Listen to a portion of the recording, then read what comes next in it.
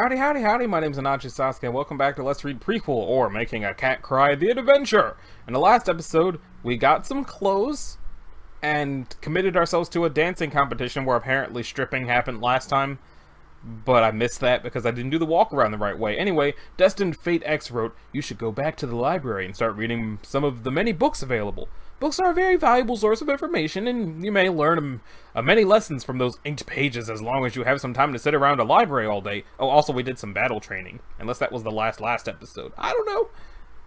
Boop. First of all, it was a bookstore, not a library. Those books are in there for people or bipedal cats to purchase. And to just sitting there reading them for free seems kind of douchey. Not when they're $60 a book, it's not. Second, you don't have time to sit around and read all day. Your uncontrollable pyrokinetic powers have begun igniting things around you without rhyme or reason. The crippling nightmares that have plagued you since childhood have apparently started to communicate with you, and you are currently in the midst of a poorly conceived plan to break into an evil wizard's lair, to steal back and subsequently deliver a package in an attempt to prove your competence to the one person in the world who seems to believe in you despite your flaws. Not to mention, you don't have any money for food. You don't yet have anywhere to stay tonight, and you're pretty sure if you try to sleep outside it will start raining again simply because that is the sort of thing that happens to you.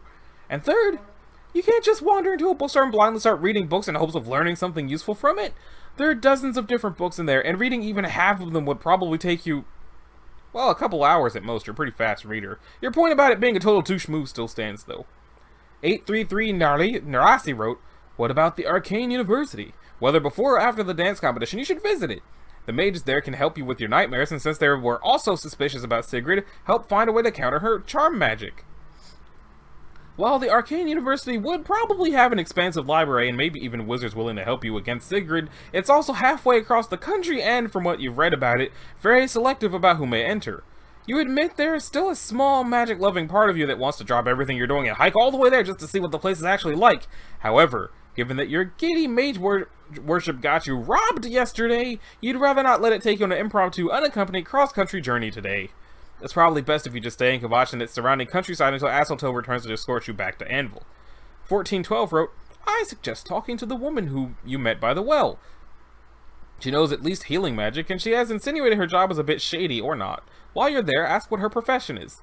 She may be willing to help you break into the guild to rob the most popular person in town or relieve her of her ill-gotten gains, or at the very least, she may know something about your dream/magic troubles, along with possibly being able to fill your magicka. Karn Warrior wrote, 2 objectives could be accomplished by finding an unaffiliated wizard. Sure, there's one nearby. You just have to ask around town for one. Or surely there's one nearby. Now that is true. You've gathered that there aren't many professional mages in town besides Sigrid and her lackey, but even someone with a mild familiarity with magic, listen, do not fall in this well, with magic might be able to help you get your powers under control or pass Sigrid's charms, or even have thoughts on these dreams now that you think about it. You check around for the crazy poison lady who gave you that recharge yesterday, but it looks like she's moved on. Maybe she found that mysterious person she was waiting for. Verified N wrote, kinda look for that party-going guy you met just outside the city. He looked kind of magey. Maybe he can answer some of your questions. Next up is that cultist by the front gate. You know you're trying to distance yourself from the whole cults thing, but he seemed like an okay guy and someone who might have some magic background. Sadly, it doesn't look like he's here right now. The campfire is still there, but there's nobody around other than... oh, fuck.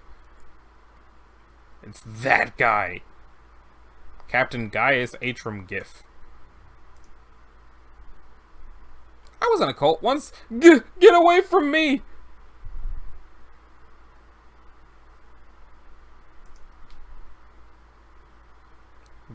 Varkaris wrote, you are now Captain Gaius Atrum.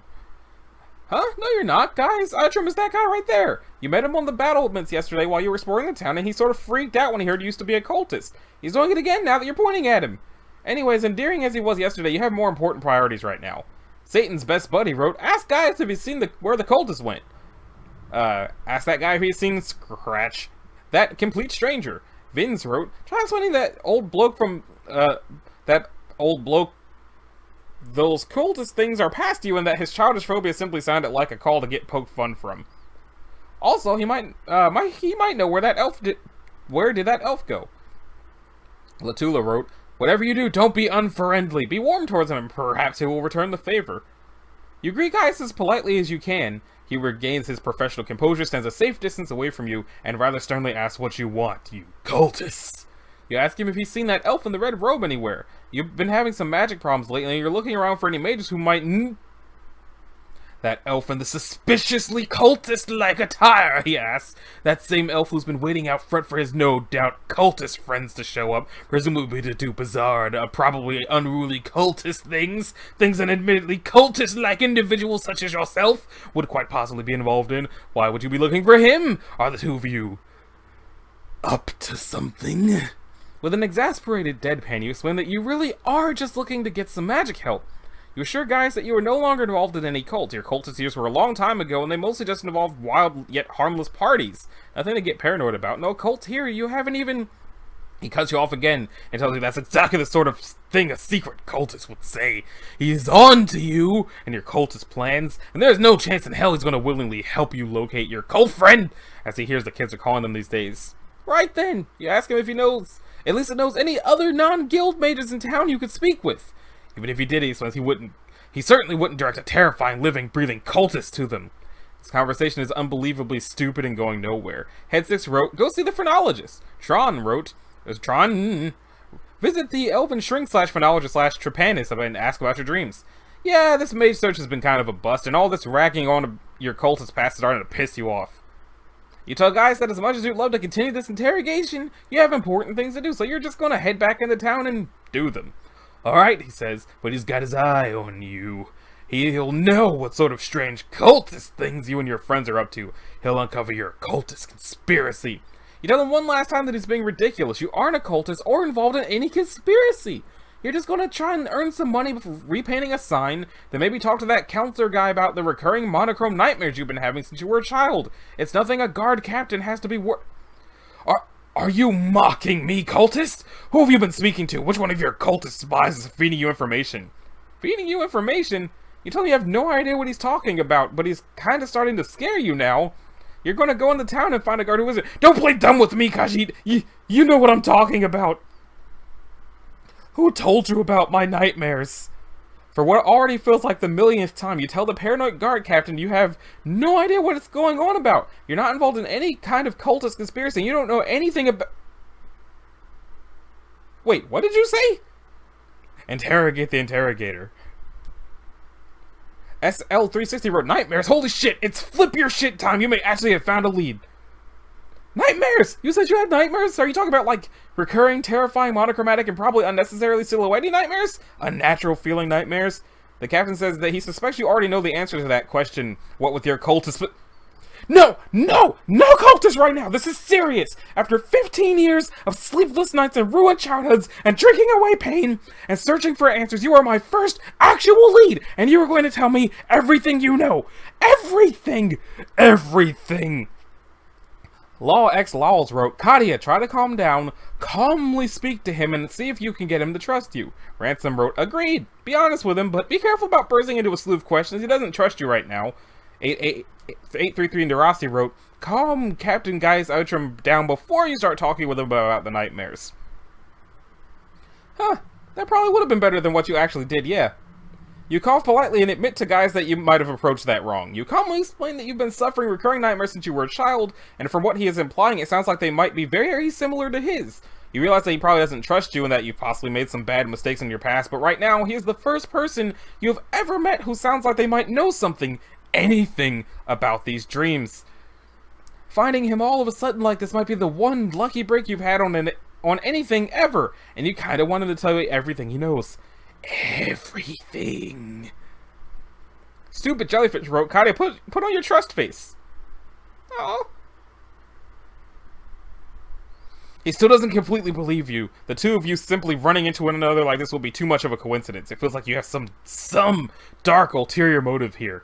You assure that you are the sort of person who blindly walks into traps, continually acts without thinking, and repeatedly sabotages her own plans without knowing any better. Ulterior motives are far beyond your level. I'm useful! Alright, yeah, he looks you over and it eventually admits you do give that vibe, yes. Even if your words are truthful, though, Guy says, there's not much he could tell you. Even after decades of searching for answers about his nightmares, his efforts have turned up very little. His nights are still haunted with those dreams of just being there. Trapped in a small dark room with a cultist, no way out, no one to help him, and the cultist just stands there. Being a cultist. Yes, that's just like yours, except with cultists? You guess that makes sense, you say, given his apparent fear of cultists. Your dreams are about kings, though. He's not afraid of cultists, he says, just appreciates their inherent danger on a deeper level than the average person does. And you dream about kings? Kings aren't even scary. Kings are scary as fuck, you reply. Cultists, on the other hand, aren't even dangerous. Also, what's that smoke coming from town? Guy says it's probably just Miss Lenka's weekly barbecue, nothing to be concerned about. Ah, okay. It was Alaskan Bullworm wrote, trade snippets of your dreams with Captain Atrim. Bond. Whatever, kings and cultists aside, the dreams still sound really similar. And this is really the first time you've found any sort of clue on what they are, what they mean, or that such things even exist outside your own head. If he knows anything at all about them, it would mean a lot to you if he would share it.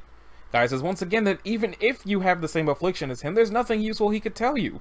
He's spent years searching for answers. He's read countless books on the topic, traveled across Tamriel in search of experts, spoken to numerous counselors, and even put himself under the scrutiny of the guild's top mages, all to no avail. In all his searching, only once did he find a possible clue. And that was when he spoke to the Daedric Prince of Nightmares herself. What? Prince? Herself. Okay. Uncle Chu, I was about to say Uncle Chu, wrote, flashback activate. Varkaris wrote, you are now Captain Gaius Atrim. You are now Captain Gaius Atrim, about 1 month in the past. I don't remember this at all. Recap goals. Ranzik wrote, Gaius, quick recap of what your goals are right now. Recap. You are a man of action and problem solving. You approach life head on, never flinching or stopping to look back. You don't have time to stand around idly thinking about past events. But since you've arrived a little ahead of schedule, a bit of recapitulation couldn't hurt. You currently stand in the Kvatch Mages Guild. A cold wind whistles outside, its ominous hum complementing the dark actions you're about to undertake. For today, after years of searching for answers as to what could be causing your constant terrifying dreams of cultist terrors, you have perhaps found the means to an answer. For today, you seek an audience with Vaermina, the Daedric Prince of Nightmares. The only way for an ordinary non-cultist mortal to speak face-to-face with a Daedric Prince is through the summoners of the Cabal, an elite group of mages who do not come cheap nor serve just anyone. But the mysterious, alluring alchemist Sigrid has agreed to help you on your plight, scheduling for the unholy Prince of Nightmares to be summoned here in Kvatch at the stroke of midnight. And now, you've arrived in the guild to seek your answers. Midnight rapidly approaches. You have many questions to ask, and you do not intend to squander one moment of this opportunity. Violet CLM wrote, armed golden retrievers. See, this is the sort of pointless nonsense that does absolutely nothing but waste time unbefitting of a brave man of action such as yourself. Sure, maybe your compatriots in the guard think your continual suspicions of cultist plots are irrational. And maybe they don't believe your incredibly reasonable assertions that invisible cultists could be standing around us right now. But that doesn't mean you should start strapping weapons to a bunch of dogs so they can watch your back while you sleep. It'd be ridiculous. Anyway, you only have one golden retriever, Sword Dog, and she's already armed to the hocks. Good girl, stay alert. Disdainful Catalyst wrote, no funny business, just proceed to whatever it was you were intending to do, whatever that is. Now that's the sort of headstrong action you can get behind. You and Sword Dog boldly stroll into the Mages Guild to meet Sigurd for the... Bah! That's the third time this week you've tripped over the trapdoor to the tunnels. Sigurd really ought to press it down better. You make a mental note to mention this to her. You also make a physical note and put it on the trapdoor to prevent any further harm. The world is dangerous enough without all these secret cultists in it. The last thing it needs is occupational safety hazards. You continue down the hallway and up the stairs. Sigurd should be waiting for you in the... Oh, great. It's that guy. Evening, Captain Atrim, Sword Dog. I was beginning to think you wouldn't show. I said I'd be here, and the guard captain does not abandon his obligations without a reason, you say. Now, where is Sigrid? We have a demon lord to consult. She's in the dining room aiding in the preparations. I'm surprised you aren't more excited, Captain Atrim. It's not every day a Daedric lord is summoned in Kvatch. Excited is not a word I distribute lightly, Breton. And that smile? Creepy. Stop smiling, that's an order. This is a Mages Guild, Captain. I will take my orders from Sigrid, as will you. Now, you have questions prepared for the Daedric lord, I assume. Sigrid will gladly ask them for you if you wish, as I doubt Vaermina will want her time on Mundus wasted while you tremble in fear. Guys, fail to tremble with fear. Under unclever title wrote, tell that skeevy wizard guy that trembling in fear is not in your vocabulary. To Gary Oreo wrote, Anyway, guys, explain the difference between trembling in fear and trembling with reasonable apprehension. I've been in the guard longer than you've been alive, Breton. I've seen frenzied trolls burst forth from the ground, men get ripped to shreds by land-roving drogue. The zombies tear down entire villages with nothing but their teeth. And that's all in the last 2 years. I can hit an imp with a bow at 300 yards, kill a grizzly bear in hand-to-hand combat, and cut a man in half with one swing of a sword. Trembling with fear isn't in my vocabulary. I handle the fear, so you prissy mage folk never have to see it. Ah, yes, he says, forgive me for ever doubting you, Captain Atrim. I was under the mistaken impression that a certain fear was why you sought this meeting out to begin with. There's a difference between trembling with fear and trembling with reasonable apprehension, you explain. Perfectly brave men of action can still tremble with reasonable apprehension, or have recurring nightly reasonable apprehension-inducing nightmares. Also, take off that hood. I find it unsuitable. I like my hood, Captain Atrim. Now come, Sigrid is waiting. We have a summoning to attend, and I don't wish to miss this opportunity any more than you do. You give a nod of vague disapproval and gesture for him to lead on. Egg, brother, wrote. Gaius accused Stephane of being a cultist. He's smiling way too much for someone about to meet a Daedric prince. Plus, you've already accused everyone else, so it just fits in. For a priest of the Nine, Breton, you seem awfully excited about this demon summoning. The proper term is Daedric prince, and please sheath your accusations, Captain. I have no interest in the prince herself. I merely wish to witness her reaction to Sigrid. It will be like a Daedra reacts to any mortal, I assume. Have you any reason to expect anything different? The priest looks over his shoulder to say something, but hesitates. It's complicated. There are many kinds of mortals, Captain. Indeed. Some are cultists, you point out grimly. The priest does not reply. Suspicious. At least Sigrid can still be trusted. She's waiting for you when you enter the dining room. Gaius, she exclaims, it's been far too long. Here for a chat or to watch us tear the fabric of the universe asunder? Pleasure as always, Sigrid, though we both know quite well why I'm here. Yes, forgive a young woman her flirtatious pleasantries. You're here on business. This room is satisfactory, I hope? It's small. Will that be dangerous? This is a Daedric prince, so the size shouldn't matter. I assure you that I've taken every reasonable safety precaution. I locked the windows, I pushed the tables and chairs out of the way, I even picked up all the flowers on the ground. Did you really pick up the flowers? Of course not, guys. I'm a mage. I set them on fire. Now, my friend over here is more than ready to call forth for me, and provided you brought your half of the payment, of course. Cash sack. Highway robbery, both of you. Yes, but you can't help but love us for it. Sigurd slips out of the room to grab some ice cream while the Cabal mage begins his incantations. Even untrained in magic as you are, you can feel his dark sorceries begin to waft through the room. The air tastes grayer, the colors look bitter, and even Sword Dog seems unnerved by the unholy ambience. Sigrid still looks unfazed, of course, but she's Sigrid. That's just what she does. Sigrid, eat up.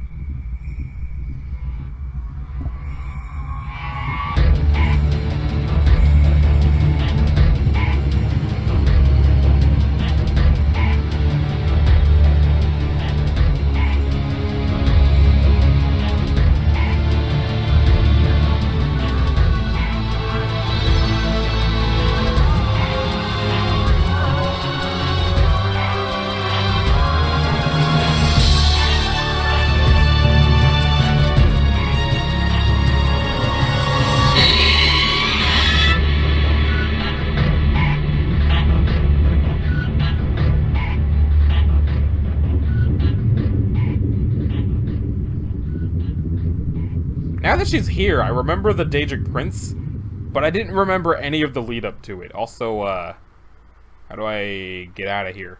Was I supposed to open it in a separate tab? Did I make a mistake? Yeah, I made a mistake. Whoops! Crazy 8 wrote, guys, cut to the chase, no reason to dabble in small talk. Tagardi Audio wrote, guys, bring out your list of questions and start asking them with military promptness and precision. It's probably rude to waste a Daedric Lord's time. The Dark Prince of Nightmares looms menacingly before you. Sword Dog flees the premises, but you, being a brave captain, stand fast and approach. Glaring into the demon's soulless eyes, you draw your pre-written and ordered list of questions. Though you could care less about wasting her precious time, a man of action such as yourself doesn't dally with important matters. How do I go about reading this? Lady Vermina answers your summons mortal, for she saw great importance in this meeting. For what vile purposes do you seek her? You cut her off. Actually, demon, I have more serious of questions I need answered. Grand! A pithy mortal who thinks me their librarian. Surely a god descended here today for better a purpose than fulfilling your inane inquiries. Should you prove of humble service first, then perhaps an arrangement could be devised. You take a step toward the monster and glare at her. I didn't call you here to serve your will, demon. I'm a man of virtue and justice who's paid good money to summon you for answers. Answers you will provide me. Then you've insolently wasted both our time, she growls. It is my day of summoning, and I have deeds I need done. Countless loyal servants who would die for the chance to bask in my glory and spread my horrors across the mundus. To be called upon by a trifling man of virtue who offers me nothing is an act worthy of... Miss Varamina, Sigrid interrupts. I apologize for my good friend's behavior, and I understand you are surely eager to return to Quagmire and disseminate your mighty terror across the plains. However, I have something that I think might be of interest to you.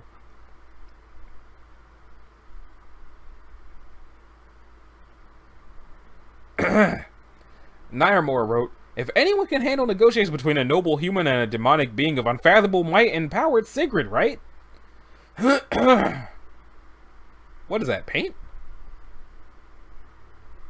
Is that where the mural came from? Varamina will be here for some time. You may ask her anything. Question the Daedra. Is that really where the... Contemptible Comedian wrote, what's the purpose of the weird dreams? How unique is your condition? Why cultist? Every Zig wrote, don't ask why you are having these nightmares. A god of nightmares might take that the wrong way. Instead, ask why you keep having the same nightmare. With the monster adequately pacified, you retrieve your list and begin your questioning proper. You start with the basics, reading your notes word for word. Demon! For nearly 15 years now, my every sleeping night has been haunted by horrible nightmares. You're welcome. And yet, every night is the same vision. I am alone in a room with a vile, dangerous cults. Oh, all the stuff is sold out. So sold out weird tapestry. Well, the weird tapestry is still here, but everything else is sold out. Boop. Cultists? Cultists aren't even, she trails off, and after a brief hesitation continues. Does the dream leave you terrified? It fills me with a reasonable apprehension. Is that like fear? It is functionally identical to fear. Then you are right to be scared, mortal, for Varamina knows your every fear, and has shown you a mere fraction of her horrible power. It is through my dark bidding that every night you are subjected to these horrors, and it is through my mercy that you awaken every morning in a cold sweat. So you've been tormenting me for years with these nightmares. Torment is my sphere, and nightmare is my realm. There is certainly no other entity who could be behind it. And why, demon, is it the same dream every night? What meaning is there? A mere mortal could not possibly understand the motives of a god. When Varamina feeds these visions, when she casts your mind into that room of cultists, it is a gift from her all-knowing will. You have no right to question it. It's just one cultist. What? The room is just filled with one cultist. How can a room be filled with just one cultist? Sometimes he's really big. That is correct! Varamina was testing you about her nightmare she gave you.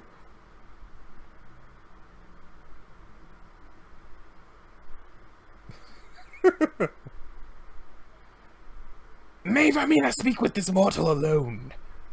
I don't know, can she? Tagardi Audio wrote, everybody except Gaius and Varamina leave. Get out. I guess this is them locking her there. Yes, go, shoo! Varamina has important business to conduct. Oh, the dog didn't leave and just bawl. Now, mortal, she begins. Varamina was being subtle so you would not have noticed this, but her earlier statements about your nightmares were what is known among beings of power as an untruth. Actually, I gathered. In reality, I know nothing of these nightmares, an occurrence most unusual for an omnipotent being like myself. To put it in the crude terms of a lesser creature, someone is screwing with us. They're giving you boring, stupid nightmares instead of my perfect, terrifying ones. Emperor Aegon wrote, ask about the possibility of another Daedra or other being capable of sending nightmares. I'm pretty sure that the whole only I can send nightmares thing is a blatant, arrogant, and egotistical lie. Your blood heats to a slight simmer at the insinuation that your nightmares aren't terrifying, or at the very least, reasonably apprehensionifying. But you hold your tongue on the matter. If you're not the one behind these nightmares, demon, then surely you know who is. Few entities are capable of infringing upon my sphere like this, and even fewer would have the gall to try. But Vermina has her suspicions. Suspicions? Moloch, Baal, magic elves, question mark, question mark, question mark. That is a terrible... That is a terrible mural. Are you a vampire? No. Are we in the province of Morrowind? No. Vermina has exhausted her suspicions. Has it ever spoken to you? The cultist. The dream! A mask can hide a face, but a voice betrays the actor. Never, I'm afraid. Neither the nightmare nor the monster has ever made any attempt to communicate. A shame. Though in his silence, our dream thief has left an unwitting clue. The curious calling card of one who values their anonymity. Squiggles, Nightmare Mural. Nightmare Mural is right. You note a twinge of disdain in the word dream thief. Though cosmic happenings may be a mystery to you, a fearless god such as yourself has been serving long enough to know how thieves work. If this thief you claim is infringing on your domain leaves no name, he's not doing it as a show of power. He must be doing this for some personal revenge against me. While vengeance against a mortal, especially one such as yourself, is certainly understandable and commendable, it does not explain the secrecy. Why enact revenge for so long, if not to make the victim cry your name in blissful agony? Why hide your actions from the Lady of Infinite Tortures herself? I mean, he could have just bought a custom nightmare from me if he needed one so direly. They only cost 4 souls. No need to get sneaky about it. Unless... what if there's a prize afoot? Something so powerful it could drive one omnipotent being to trespass upon the sphere of another. Something so coveted that would be kept secret even from his mortal servant. So indivisible that its seeker would prefer me as an enemy than an accomplice. You cock an eyebrow. Keeping up with the demon's meandering line of thought as best you can. You're suggesting my nightmares are part of some entity's gambit to claim a mysterious prize. Perhaps. Or perhaps it's nothing but the meaningless proddings of a lesser prince. Or another of the mad god's vapid games. Or perhaps the prize exists, but your pointless dreams only exist to distract me from the dream thief's true machinations. A red slaughterfish, if you will. You mean a red herring? There's no such thing as a red herring, you daft fool! Ransom wrote. Alternatively, ask her to speculate on why might someone want to constantly pester someone with such dreams? Something that would install an inherent fear or caution with regards to, say, a cultist or royalty, etc. Okay.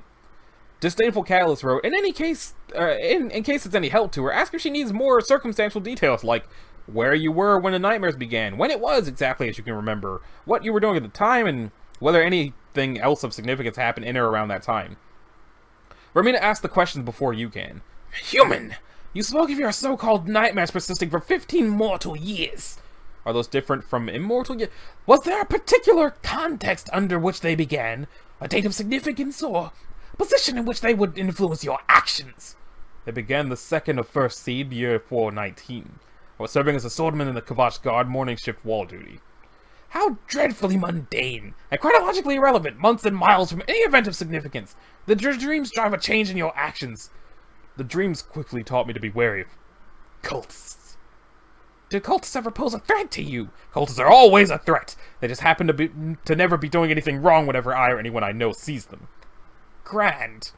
I am beginning to suspect this is nothing more than a rival playing against my curiosity.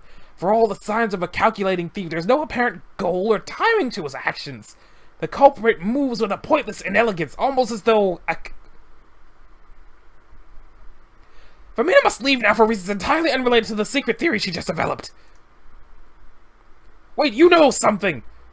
You figured something out. Vermina has a theory, an incomplete theory, but one nonetheless deserving of our full attention. Even as conjecture, she has allies who need to know, and enemies who may already. She must leave at once! Our discourse has proved enlightening, bearded human. Should you discover anything further about your dreams or their propagator, this is my home number. Simply employ another capable summoner and contact me post-haste.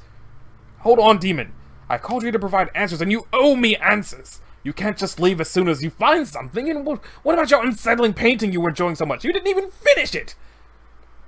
The god of nightmares owes you nothing, mortal! You've expended your usefulness for the time being, and Vermina has nothing further to gain from you! You've brought an important issue to her attention, and now her efforts must be directed elsewhere! But you've only left me with even more questions. You are a mortal standing in the presence of a god! Fortunate to have received anything at all. As for Vermina's wondrous yet incomplete nightmare mural... There! Now it is an aesthetic nightmare. You're welcome and goodbye! Sneaky Robot wrote, ask Vermina what you must do to root out this scourge upon your unconscious state. The Daedric Prince of Nightmares begins to stalk back into the void. You realize this could be your last chance. Lady Vermina, please! In nearly 15 years of searching, you're the closest I've ever come to finding out the cause of my torment. If the culprit behind my dreams nearly eluded a Daedric Prince in her own domain, how am I supposed to find answers? What am I supposed to do? You have decided to continue walking and ignore you, but she turns and gives you the slightest smile. Simple. Ask your dream thief. Every actor takes their bow sooner or later. Though your unseen malefactor's actions may give the impression of confidence, Vermina suspects he is terrified his plan will go astray. Wait, what do you mean? What does he want me to do? Lady Vermina. They came back in quick.